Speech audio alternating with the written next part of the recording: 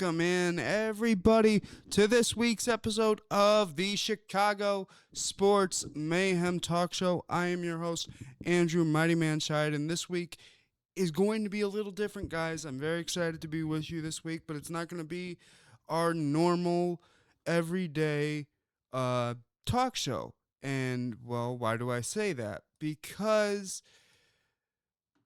it is the 150th anniversary of the Northsiders. The Chicago Cubs are celebrating 150 years this year in 2026, and I just thought it'd be a nice little break to get off of the everyday sports talk show, mumbo jumbo, all that, because people, it might be boring the heck out of you. I don't know. I can't tell. So this week we are going to do an episode on the history of the Chicago Cubs. We got a lot of videos set up for you guys. But yeah, 150 years, ladies and gentlemen. 150 years. You know, and some clubs, like the Montreal Expos, they don't make it that far. And there's some Major League Ball clubs that are not around, that were around at the start. And the Cubs are one of those teams, along with the White Sox, that, kind of started with the league and has followed it through all its history. The White Sox are a little bit younger than the Cubs, but not by much, mere 25, 24 years. But yeah, 150 years, a lot of history wrapped up in those years, and we're not going to be able to get to all of it today because there's so much I wanted to talk to you guys about. I wanted to talk to you guys about Harry Carey, Ferguson Jenkins, Jack Brickhouse, but there's so much that I'm not going to be able to touch it on it all. So please do not get mad at me in the comments. Oh my God, Andrew, you missed this, you missed that. What about this? I know it all happened, guys. We can't spend 5 hours here talking about everything. I wish I could. I wish I could. I think you guys would be bored at a 5-hour show as well. But yeah, going forward, I think one of the first things we need to talk about is the field itself, right? This field is iconic. That marquee is iconic. That scoreboard is iconic. But one thing that a lot of people don't know a lot about is when Wrigley Field turned 100 years old. Not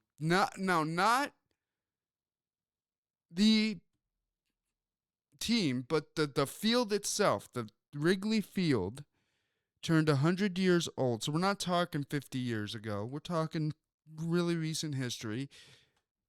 They had to go through some renovations, and it didn't come without pitfalls. It didn't come without the community around them, because let's remember, the Cubs are in a neighborhood. They're not like the Sox, where they're kind of in the neighborhood, but they're kind of off the expressway. I mean, the Cubs are right smack dab in the middle of a neighborhood.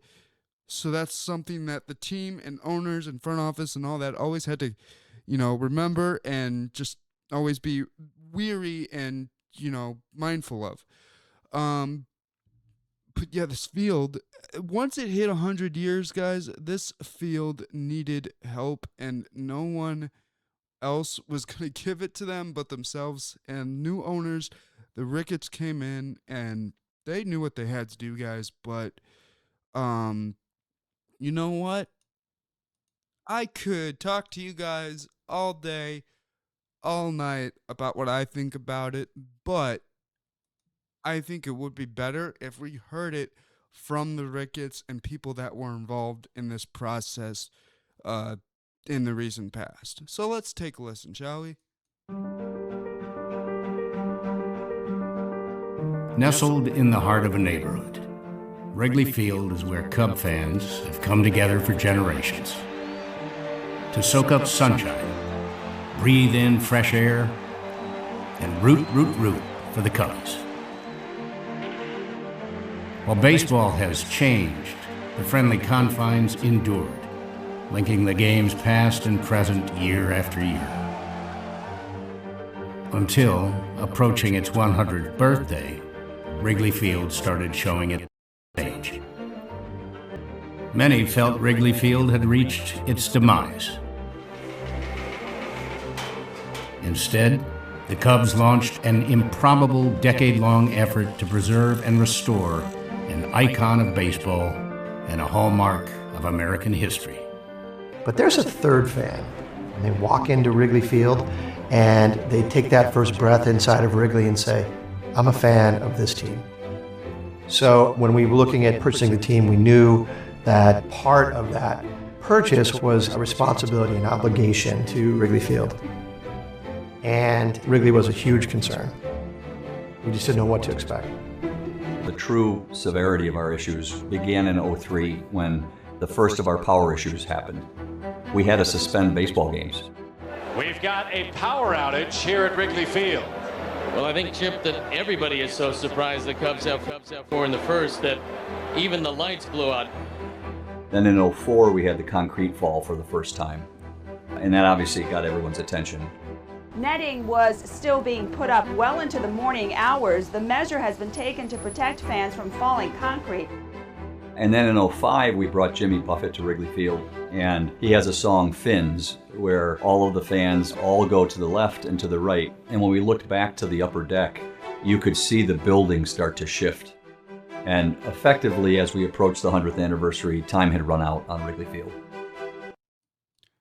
And welcome back. So we heard a little bit from former Cubs GM and Tom Ricketts, kind of their biggest chairman, the man you hear the most about, kind of talking about the problems you saw there. They were having concrete issues. Like you said, like they said, the early 2000s, they had Jimmy Buffett there and his one song Fins, they would rock back and forth. And, the building would be swaying. So they knew eventually, okay, we have to do something here if this is a park we want to keep forever. I mean, let's be honest, because Wrigley Field is an historical landmark now. It can't be torn down. They can't say, oh, let's build a new Wrigley like the Sox did with Comiskey and now Wright Field. But you saw there, this was not a just, okay, let's do this during the off season and we'll call it quits. This was a decade-long project and someone who has recently been to Wrigley within the past month and not being there since the renovations took place, I saw an obvious difference. It felt like a way more updated park with that still old-timey feel of, you can remember, well, you can't remember, but you can imagine Babe Ruth standing there at the plate calling his shot in a 1930s World Series. Or you could see Mickey Mantle down there, or some of these other guys, or Stan the Man Musial standing at that plate if you're a Cardinals fan. There's just so much history wrapped up in that park that even if they modernize it a little bit like they did with this 1060 project, as it came to be known, but it came with a lot of pitfalls. The community has always been part of Wrigley and vice versa. Now, some of us that were around, and I was not one of them, I will admit, I had to hear the stories from my parents and watch highlights and documentaries on the issue because, hey, I also love being a sports historian. That's one of my favorite things. I will sit at home all day long and watch sports documentaries, but that's what I love to do. But we know that in 1988 is when the Cubs finally put lights in Wrigley Field, and it wasn't without so much controversy from the neighborhood saying, well, we don't want lights in Wrigley Field keeping us up all night. We don't want all this commotion. We don't want this, that, and the other thing. So, I mean, the Cubs, even before the Ricketts, were facing a lot, and the Ricketts had to, going into this 1060 project and this renovation project, had to be mindful of the fact of this is a historical landmark. When we go to renovate stuff, there may be some things we can change, some things we can touch, some things we can't change, or some things we can't touch in this park Two of the things being you cannot touch at Wrigley Field is that scoreboard in the outfield will be there forever. That marquee up front can be renovated, but it will never be taken down. I mean, there's just certain things at Wrigley you cannot get rid of, cannot alter. The ivy will always be there at Wrigley. That'll never be taken away. And it's just certain things like that. And let's talk about that ivy for a sec, right? Let's talk about that ivy for a sec.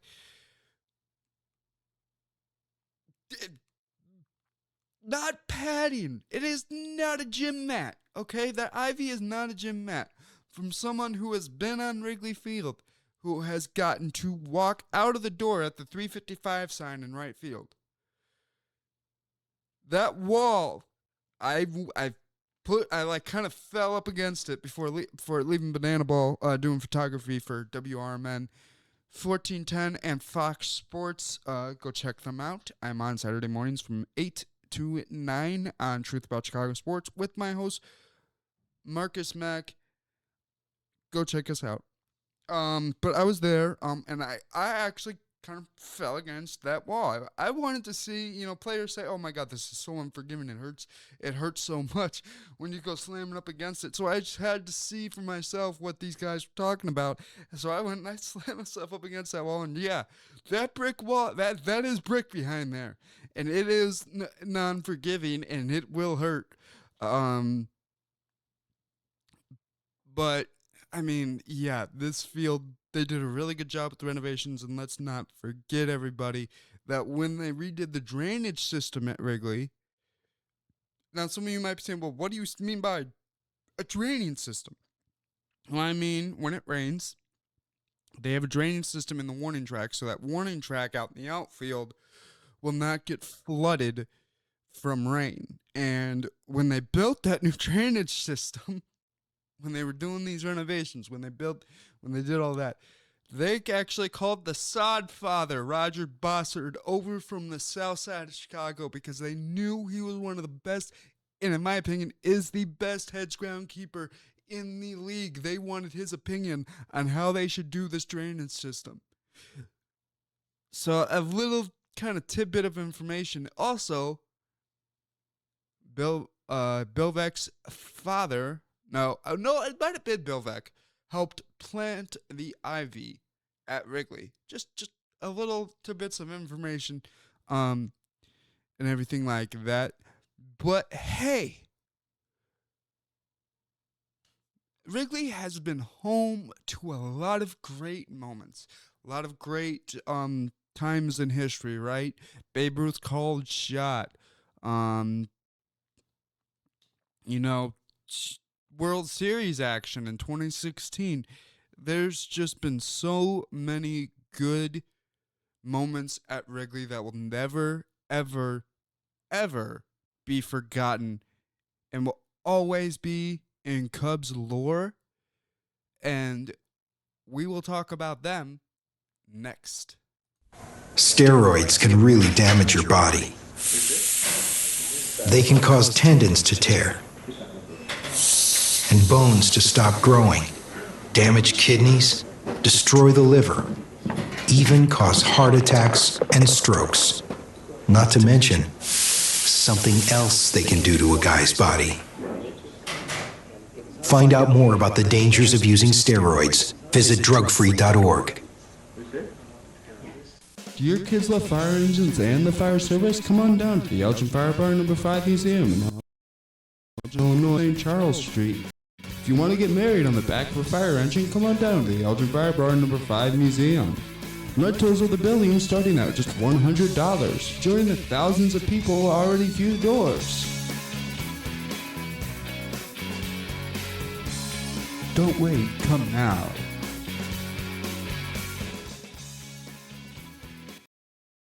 And welcome back, everybody, to the Chicago Sports Mayhem Talk Show. I'm your host, Andrew Mighty Man Scheid.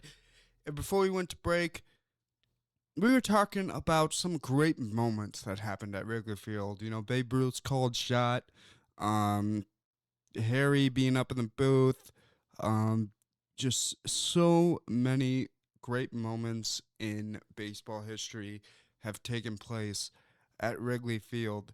And one of the moments I would like to talk about is the Sandberg game. Now, some of you might be looking at me and going, what is the Sandberg game? What, why, who, what? Okay, the Sandberg game took place in the 80s between the Cubs and the Cardinals. It was a Saturday game, was named after Cubs second baseman Ryan Sandberg. Rest in peace, Rhino. Recently lost him to cancer not that long ago. But yeah, it was a game named after him for the impact he had on the game. And you know what? I could tell you what my parents have told me all day long because they lived it. They watched the game. I've only seen highlights. So I thought we could go to the horse's mouth, and the guys that were there kind of get a little their take on what that game was like, what the season was like, what led up to this ultimate breakout Sandberg game that has gone down in history for the Chicago Cubs and for Ryan Sandberg nonetheless. Let's take a listen. NBC Sports proudly presents the Major League Baseball Game of the Week. This is the most important thing that makes the Sandberg game stand out. It was a truly national game. The friendly confines of Wrigley Field in Chicago. Not a seat to be had as one of baseball's most heated rivalries is renewed. The Cardinals visiting the Cubs. Hi again, everybody. Bob Costas along with Tony Kubek. Anytime you have Bob Costas or Tony Kubek covering the game, it's a bigger game in a sense. It's difficult for younger people to understand with so many ways to watch literally every game in baseball, if you wanted to realize what the game of the week was. If you lived in a non-major league city and you were a baseball fan, this was your one chance to see Fernando Valenzuela face Johnny Bench, or whatever it might have been. Growing up in Spokane, Washington, that's the only baseball I saw. NBC Sports proudly. I apologize, everyone. Some technical difficulties there.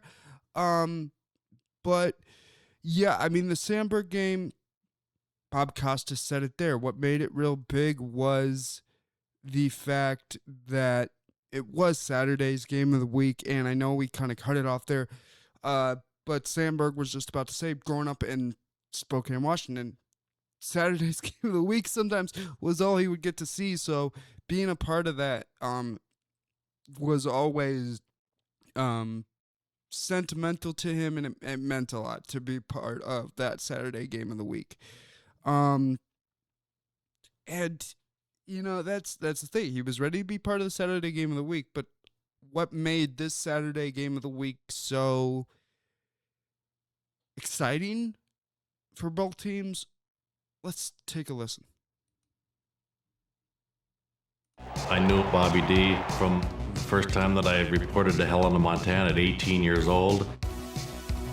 Unfortunately, I'm back here with a guy I played with in the minor leagues, Ryan Sandberg, and being a leadoff hitter in front of him is really a joy. I always took a lot of pride in being the guy who was on base when these great players were hitting. And I think I helped Rhino in that department. We're on a good team at that point in '84, and we just wanted to take advantage of this time together and kind of celebrate that, hey, we're both in the big leagues. That's what we dreamt about. And now here we are, batting 1-2 for the Cubs. Ryan Sandberg and Bobby Dernier, the Cubs' famous daily double. Harry brought the daily double to life because he loved the horse track. And the daily double is back in force. So the daily double was a commonly heard phrase at the track every day. Get off to a good start, right? You won the first 2 races. Holy cow, the daily double is back at work. I think being out front early, getting a lot of pride in being on base and scoring runs, especially at home, right?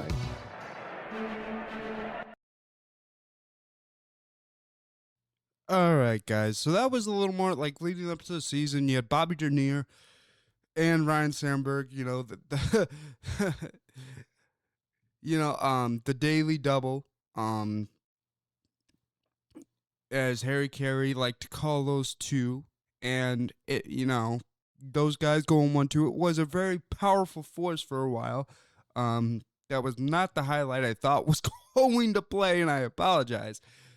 But yeah, this season just came together unexpectedly for the Cubs, right? They traded away to get Sandberg, right? And he wasn't even the biggest part of that deal. That was something like, okay, if we're gonna make this deal, you kind of got to throw Sandberg in there. We want this no name, kid Sandberg in the deal. Was part of that trade between the Phillies that brought him to Chicago, and he just, in my opinion, he just blossomed by the time he got here. For those who have not been able to research all these franchises and these players and know the type of careers I have, because I've had a lot of time on my hands sitting at home, and I love sports, and I just research. I love doing research. I love watching different documentaries on sports, like I said before. So I may know more than my young face would suspect, but I'm not talking out of my, rear end here. So one thing always that got me with that was how much fun it was, as my mom would say, how much fun it was to watch Sandberg play for the Cubs. Because when she said, boy, it was. And to get into this Saturday game, it's against the Cardinals, right? And we all know the Cubs' most bitter rivals are the St. Louis Cardinals.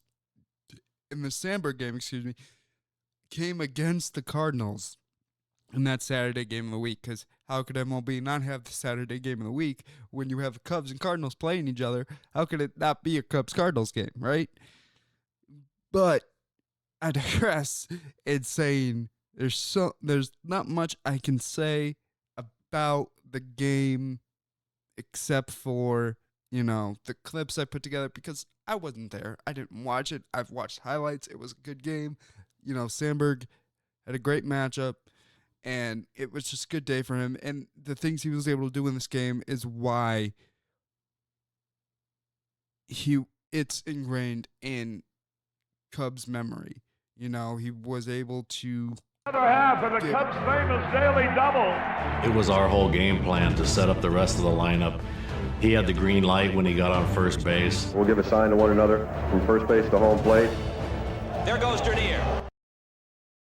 His take, the throw is not in time. So I had a sign with Bobby D, whether he's just straight stealing or if I was going to hit and run. Line drive, base hit. Dernier rounds third. Zimmer says, come on home. Here's Lonnie Smith's throw, and he slides in safely. Sandberg takes second. Rhino knocks him in. That was the recipe all year, the daily double. So Dernier and Sandberg again ignite the Cub attack. The game is tied at 1.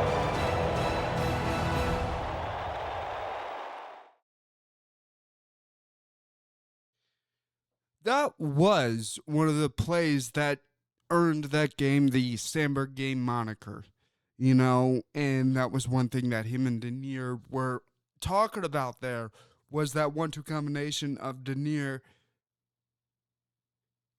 hitting a single, getting on base, and then Sandberg coming up.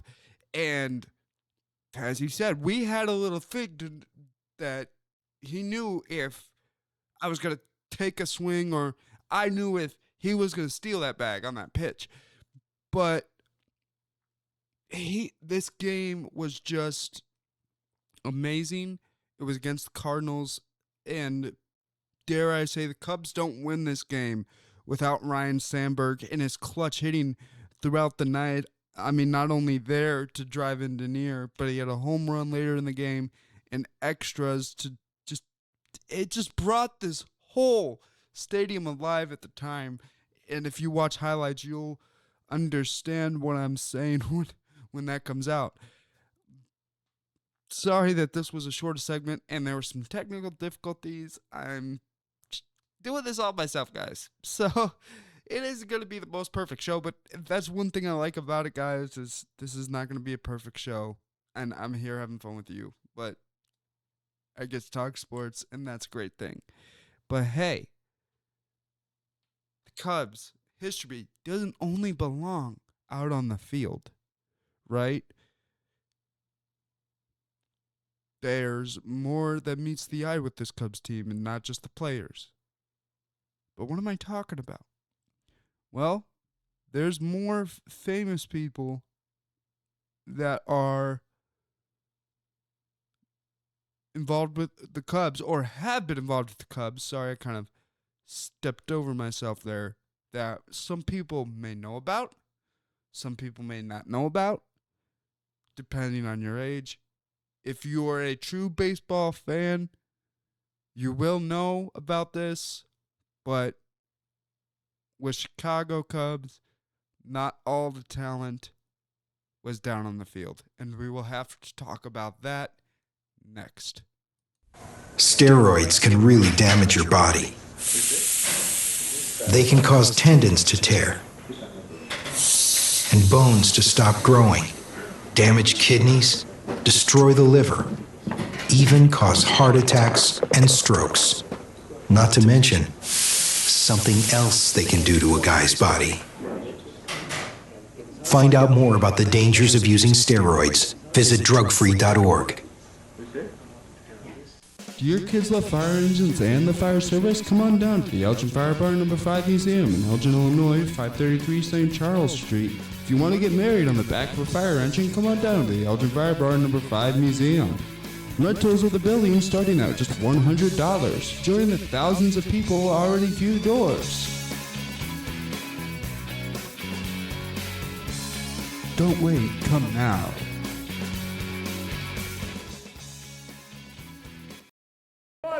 And loud. All right, Gary. 0-1. 0-2. 0-3. Take me out to the...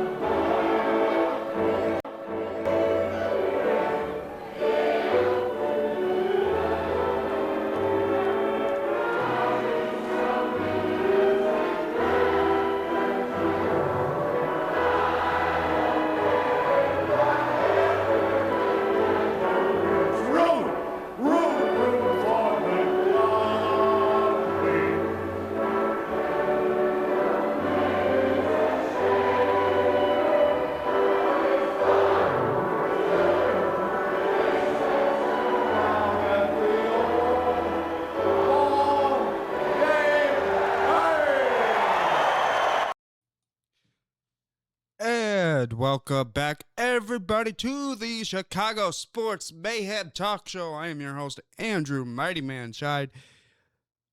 And that was a good kind of comeback, was it? Take me out to the ball game, sung by the forever recognized, forever great Harry Carey, right? And we kind of talked about a little before we went to break. There was more to the Cubs than just the talent on the field. And I was talking about Harry. You know, guys, this is someone I feel that in a way could be even more popular than the team itself. Okay, because he was one of the best guys to ever pick up a microphone, to ever do play-by-play in a baseball stadium. He's the one who got me into this industry, who inspired me to pick up a microphone and start talking about sports or calling a game. You know, Harry was one of those guys that if you're a kid or younger person who didn't either hear about Harry from your parents and grew up watching highlights and old games with your parents, go watch some highlights on Harry Carey. And it doesn't necessarily have to be his time on the north side. And I know a lot of people will say, okay, but that was Harry's best time. To me, Harry's best time was his whole career. When you have a career that is literally starting right after World War II and going into the late 90s as a broadcaster, I mean, you've done it. Mission accomplished, and then some. There's not much, you know, when you try to explain Harry Carey, to someone who doesn't know him, that is probably one of the hardest things to do for a sports fan, for a baseball fan, for a Chicago fan. Because let's not forget, Harry did not start out with the Cubs. He was not only a Cubs broadcaster, okay? He started in St. Louis in 1945 or 46. And the way he got this job will never be possible in sports media ever again. Only Harry Carey could have pulled this off, right? He walks in to the office of the owner of the St. Louis Cardinals, Mr. Bush, and he looks at him and says, "You need to hire me right now as your announcer, as your radio announcer." Because let's not forget, TV wasn't a thing at this point. And he looks at him and he goes, "Why, Harry? Because I can very comfortably sit here and read my paper and listen to the game, and I'm fine. Why do I need to?" And he said, "That's why you need to hire me. You need to get someone in here who wants to make it, intrigue people to come to this ballpark, that make people want to come to this ballpark and see this team." And from that moment on, Harry Carey literally talked his way into becoming the broadcaster of the Cardinals in the mid-1940s. It's just so interesting. It's an interesting story, right? One thing I would like to do, though, is kind of listen to Harry himself, kind of talk about a little about his path through this, a little about his life. And, this is courtesy of an interview he did for WGN Sports back in the day. He was being interviewed by Bob Costas. So this is courtesy of them. And I just think he really talks about how a broadcaster should be, because I think, my personal view, some broadcasters might get away from this a little bit. But let's take a listen to Harry and what he had to say about everything he went through and a little bit about his life and all that. There's a sense of integrity and honesty there in telling the people what you actually see and feel. And I think if there's any difference at all, number one, I don't think there's a bad announcer in the game. They're all outstandingly good. Some may be more interesting than the others because of their style. And style is personality, whatever your personality might be. I'm a people guy. And I think everywhere I go, I look for people to talk to. We're big fans of yours in Oklahoma, all the way from Washington. Not only because do I go to bars because I like to drink, and I do like to drink, but I go to bars because who do you see there? Baseball fan. You find out firsthand what they like and what they don't like. You can't learn that any other way unless you have an occasion to talk. I used to put out Sportsman's Box at the bleachers during the week. And whatever it was, I came to the conclusion either that I was just lucky and only went to the ballpark when it was so exciting, or that the announcers didn't feel the game the way I did. The nuances and the positions and the way the pitcher was working and the way the outfielders moved around, the catcher set it up. All these things made an impression. The station manager, Bob Holt, at WCLS in Joliet, it was his idea that Carabiner would be too awkward on the air. And he says, why don't we take your first four letters and add a Y, and that became my legal name. And even though in those days, I was the kind of guy that went out and mixed with the people, went to bars, went to restaurants, always talking to the people for a couple of reasons. Number one, I like to talk to people about sports. And number two, they were teaching me what they really wanted to hear in a sports announcer, which I think is so important. 50 years from now, how do you hope people remember you? I have no idea. I have a feeling that somewhere along the line, somebody will remember me and say, the Cubs just won the World Championship. Boy, isn't it a shame Harry's not here to see it. Welcome back, everyone. And for all my Cubs fans out there, if that last line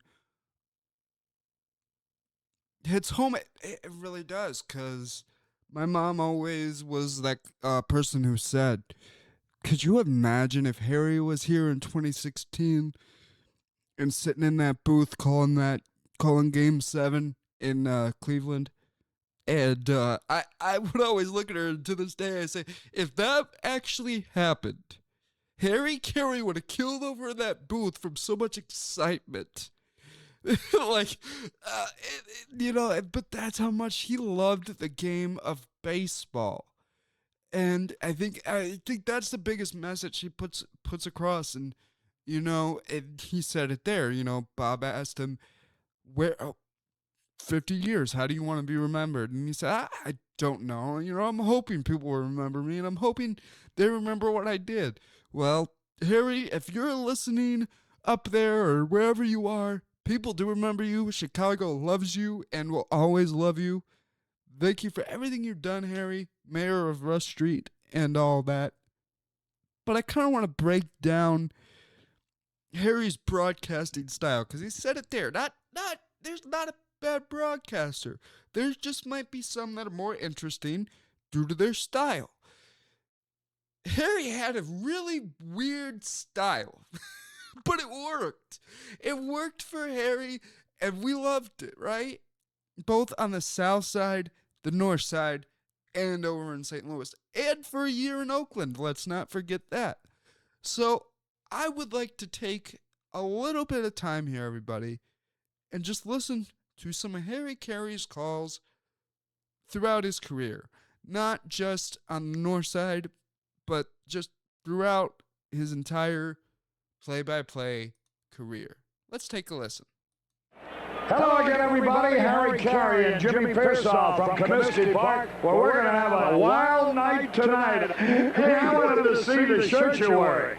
Can you make that out? It says outpatients. I think everybody should Now hold up your legs. He's wearing short. Boy, oh boy, oh boy. I never walked up to the plate thinking home run. Making contact was my motto. Well, you only finished 635 behind Babe Ruth. Hello again, everybody. Four sons eating their lunch and enjoying the ball game. It's a cold afternoon, and here they are. God love them. Look at there's four of them down here. Put them on TV. Put them on TV. My goodness, they've got sandwiches and everything. They're having a feast. Sure, they're having a feast. Where's the wine? I don't know. Here comes the throw, but now watch the runner. Boy, this is remarkable. Look at this. Whoop, whoop, whoop, whoop, whoop, whoop. Come on, get there. I got it. One ball, two strikes. There's a drive foul. I'm sorry, I didn't hear you. Arnie had another picture on of a good-looking.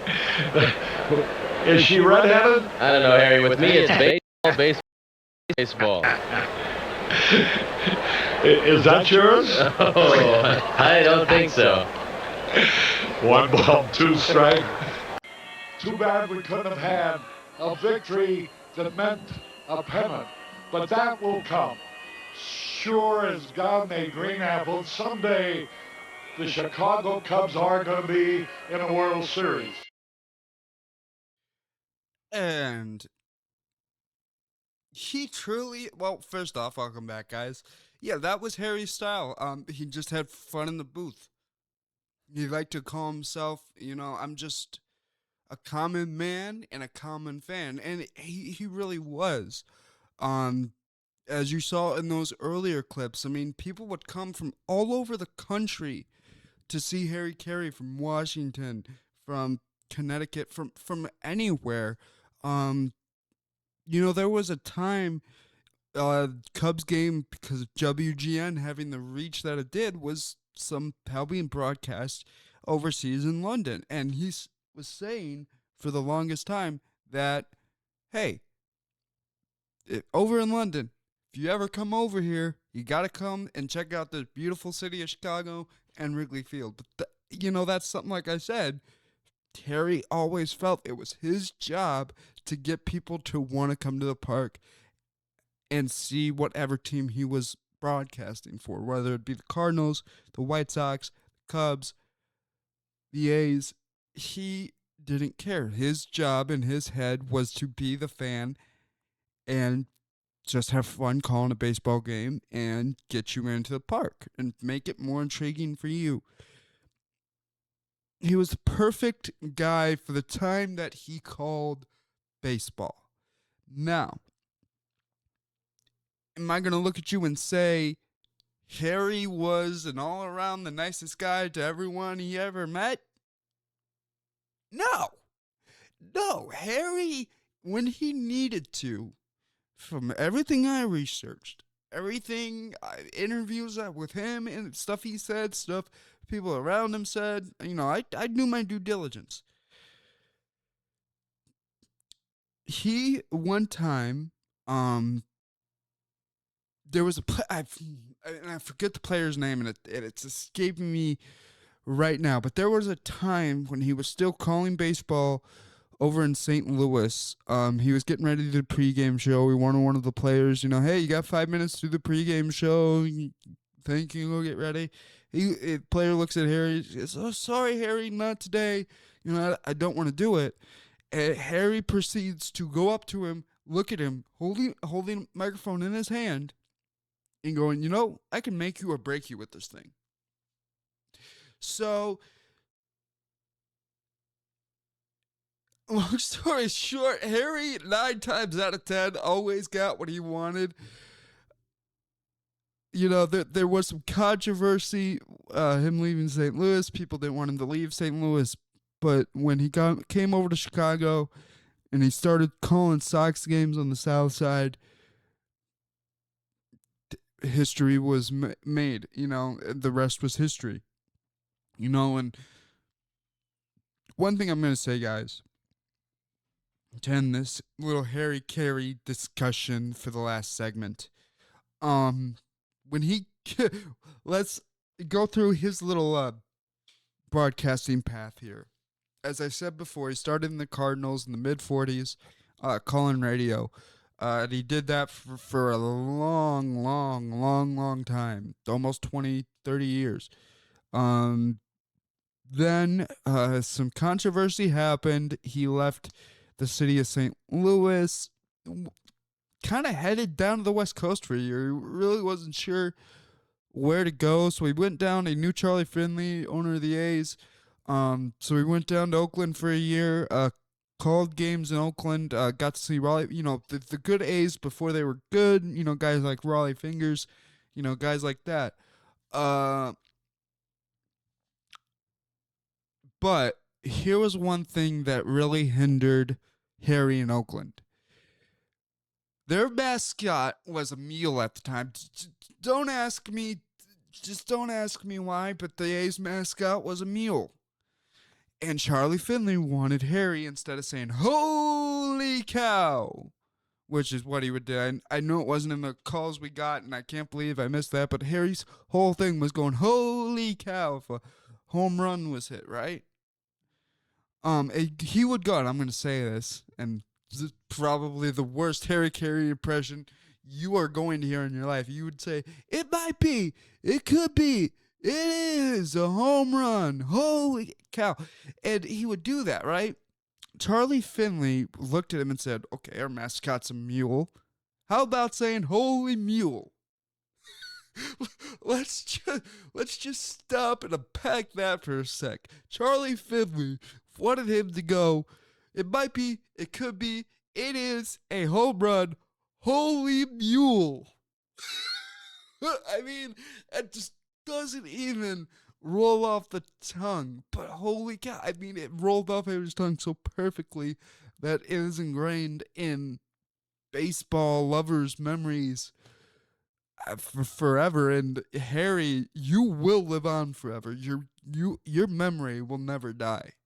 And I think that's important wherever Harry is, that you know that your memory will never die, sir. And people still love you all over this country. Baseball fans love you all over this country.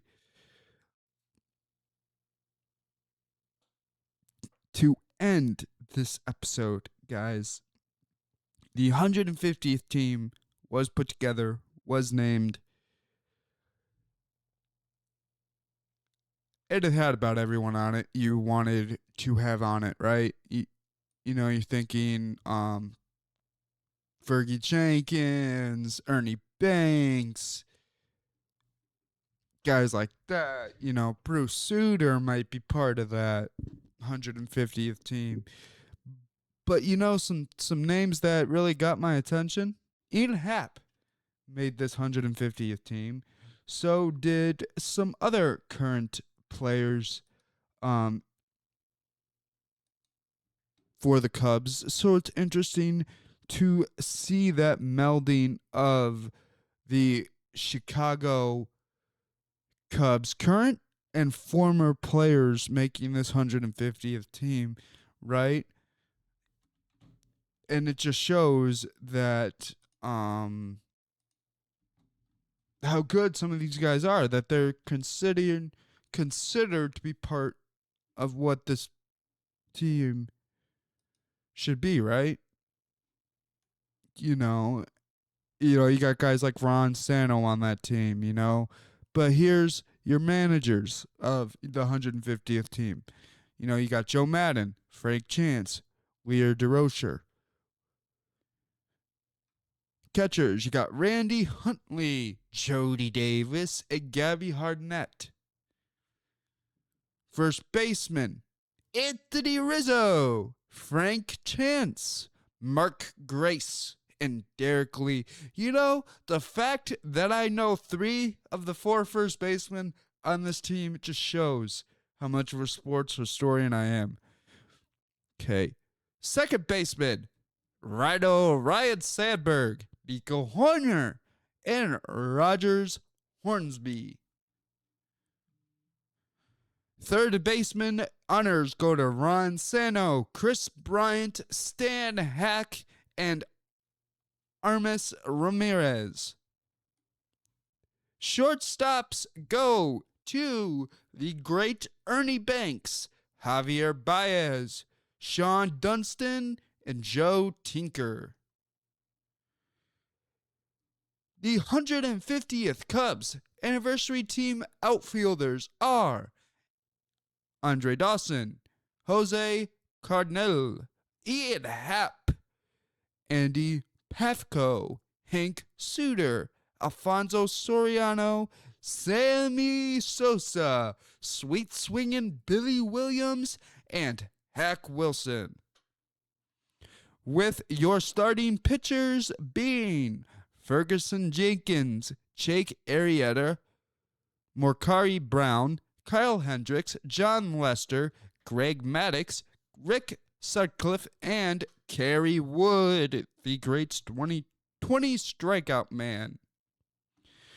Your relief pitchers for the Cubs' 150th anniversary team are Lee Smith, Rod Beck, Ryan Dempster, Pedro Strop, and Bruce Sutter.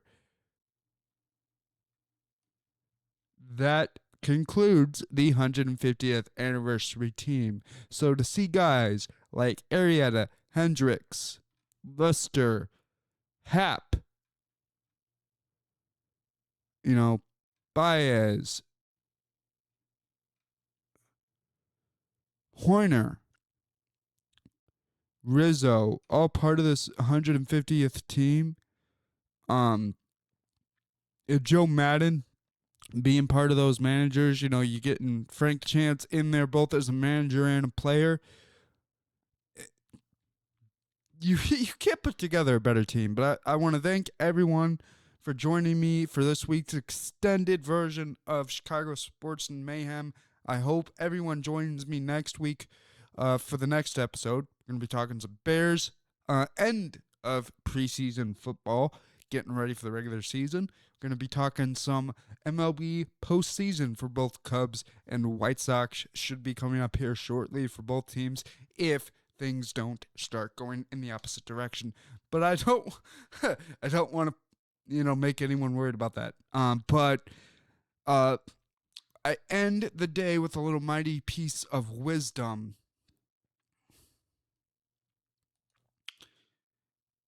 If you're a kid, I'm going to put this out to the, younger people out there. If there's anything that you're struggling to do. You don't know, oh, should I do this? Can I do this? Am I strong enough? Do I know how to do it? You're scared to try something, right? Never be scared to try anything. And, I'm living proof of that. Because I think I've kind of said it, but kind of haven't said it before. I got into media because I couldn't do my dream job. Being a sports broadcaster is not my dream job, believe it or not. It's something I love doing, will always love to do. And I enjoy being here every week at Illinois Media School with everyone I love here, and I get to be around all these sports freaks and just talk sports all day long, and I love that. But that was not my dream job. And I wasn't sure when I went, okay, I thought you had to be a player first before you could be a broadcaster. Like, I thought someone had to put you in the position to be a broadcaster, right? I didn't know you could just go to school to become a sports broadcaster, because all the broadcasters I'd grown up with are guys who 9 times out of 10 are former players or understand or were working in the business at some point. So I didn't know that you could just go into this business, right? So that was a learning curve, right? And then I had to figure out if I could actually do this. Do I have a radio voice? Do I have a TV voice? Is this something that I will enjoy to do? And I was asking myself that first week before starting classes here, I was like, am I making the right choice? Is this something that I can do? I for a moment was second guessing myself. So to everyone out there, if you feel that you can't do something, just give it a try, because you don't know until you try, right? You don't know how good you are at something until you give it a go. So that's just my little piece of mighty wisdom to put out there this week. I want to thank everyone for joining me, and I hope everyone comes back next week for the next installment of Chicago Sports Mayhem. Don't forget to like, share, and subscribe to the channel on YouTube. Share it with your friends, your family, your enemy. Share it with everyone. Peace out, everybody.